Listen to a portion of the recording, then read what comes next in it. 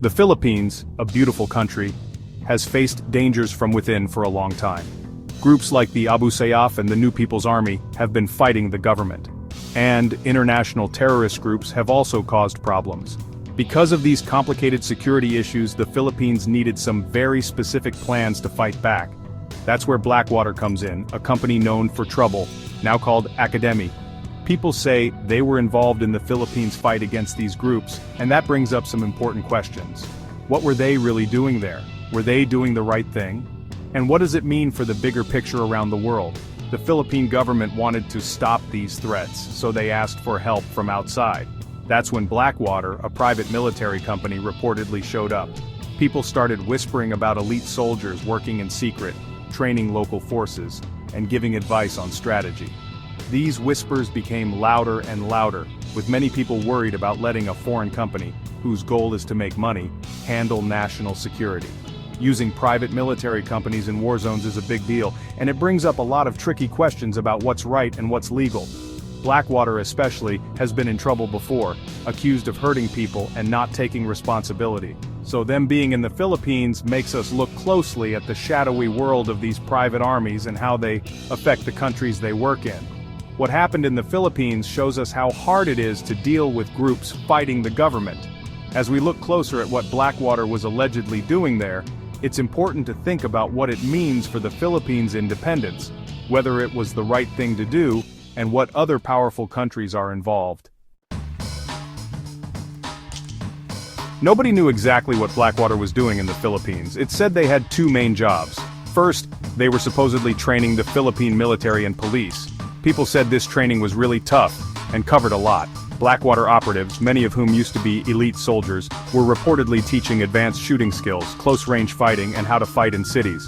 They also supposedly taught tracking, spying, and analyzing information.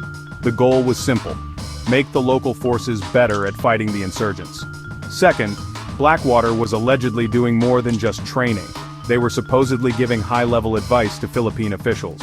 This included making plans of attack, figuring out risks, and organizing missions between different parts of the armed forces. Basically, they were acting like a secret military advisor, shaping how the Philippines fought back against the insurgents. Using a private company like Blackwater for such important tasks is immediately concerning. The secrecy around what they were doing made people worry about whether anyone was checking on them. Who were these operatives answering to? What rules did they have to follow? Nobody really knew, and that made people even more uneasy. The Philippine government's decision to hire Blackwater, while understandable given the dangers they faced, ended up causing a lot of arguments.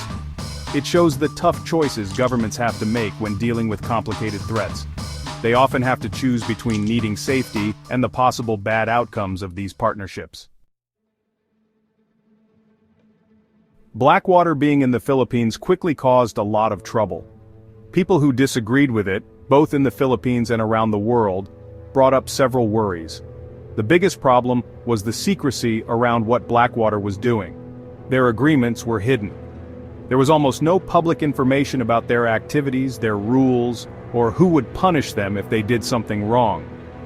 This secrecy made people suspicious and raised serious questions about whether they were hurting people. Having a foreign private military company involved also started arguments about the Philippines' independence. People who disagreed said that relying on a foreign group for national security weakened the Philippines' ability to handle its own problems. It made them dependent and raised concerns about foreign influence on their government.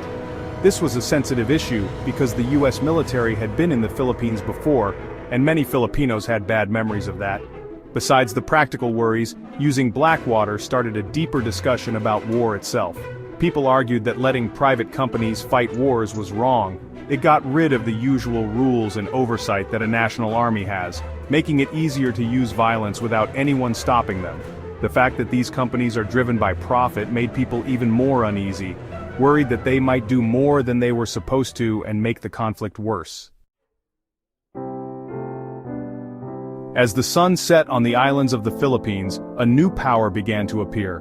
Blackwater, a private military company, started to become known. Their work was secret, and their influence grew quietly but strongly. Blackwater, being in the Philippines, made things very complicated, especially when it came to right and wrong. Questions about who was in charge and whether they were doing the right thing came up, challenging international law and human rights. It became hard to tell the difference between right and wrong, leaving many people wondering about the true cost of Blackwater being there.